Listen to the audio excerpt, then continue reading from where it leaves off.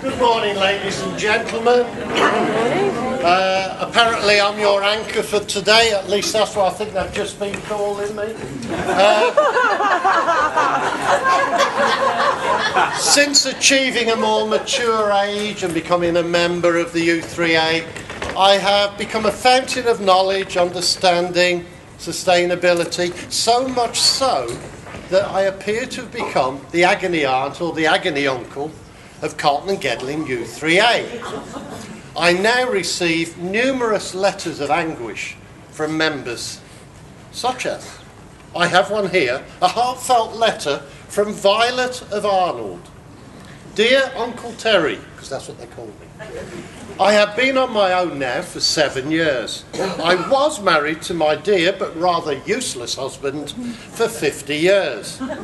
Now I have no one to wash up for, to make dinner for, to remind him to go to work, and I always used to make sure he'd zipped up his trousers. Have you got any suggestions to help me pass the time and feel more useful again?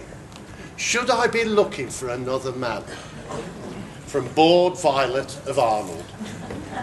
Here's my reply. Yes, Violet, a sad story, but you don't need to worry about another man. Have you tried a dog? So much more useful than a man, and excellent at getting rid of cold callers from the door.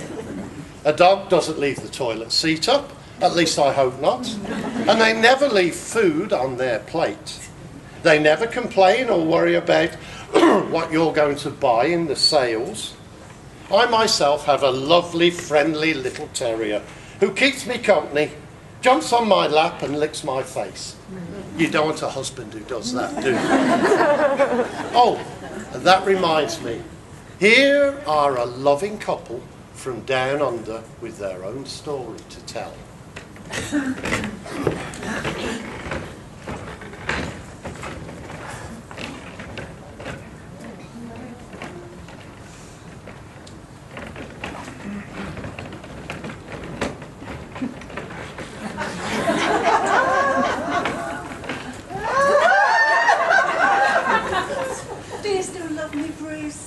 Well, of course I love you, darling. Hey, you're a bloody top-notch bird. And when I say you're gorgeous, well, I mean it. Every word. So, your bum is on the big side, but I don't mind a bit of flab. It just means that when I'm in the mood, there's that much more to grab. And your belly ain't so flat no more. But I tell you, I don't care. Just so long as when I want to, I can get my arms round there. And now Sheila, who is your age, has got nice, firm, perky breasts. No, yours just gave way to gravity. But I know you've done your best. Now look, I'm telling you the truth now. And you know I don't tell lies. I think they're kind of sexy, you know, them wobbly bits round your thighs. And I swear, on my Nana's grave now, the minute that we met, I knew you was about the best that I was going to get. So, look, no matter what you look like, I will always love you, dear. Now, will you shut up while the footy's on? Hey, get me another beer.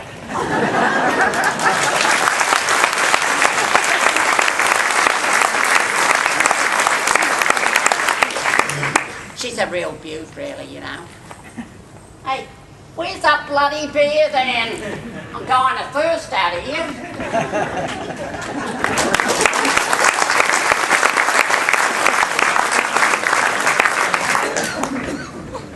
Now, here we have another letter from Mrs. Worthington of Woodthorpe. Dear Uncle Terry, I have a problem with my elderly sister. She's 92, you know. She doesn't have any family ties as I do. Instead, she's living the life of Riley. She's been seen on her bike, speeding down Carlton Hill in pink lycra shorts, on her way to the Real Ale Appreciation Society meeting. She's now planning a U3A abseiling group. Help me bring her back to being more sensible for her age. Dear Mrs. Worthington, your sister sounds like the ideal candidate for our drama group. Is she free on Mondays? Anyway, here's Deirdre with some alternative advice for Mrs. Worthington.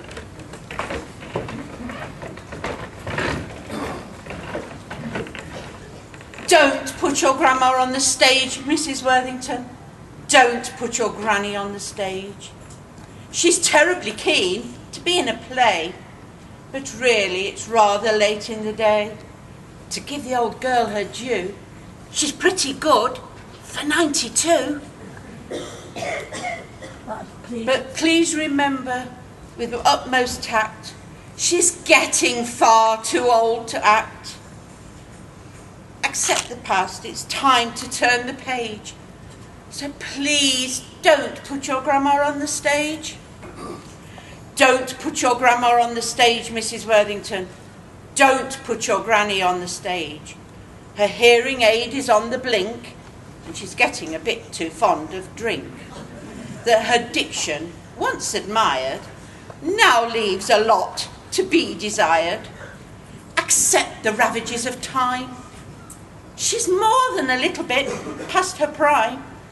She'd send the poor director in a rage. So please don't put your grandma on the stage. Don't put your grandma on the stage, Mrs. Worthington. Don't put your grandma on the stage. Her hearing aid is all... Sorry. All her assets have been stripped, and she's more than likely to lose the script. And she is a little bit lame, that is, without the Zimmer frame.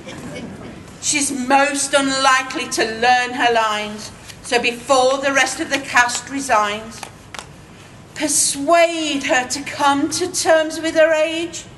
Just don't put your grandma on the stage, Mrs. Worthington. Don't put your granny on the stage.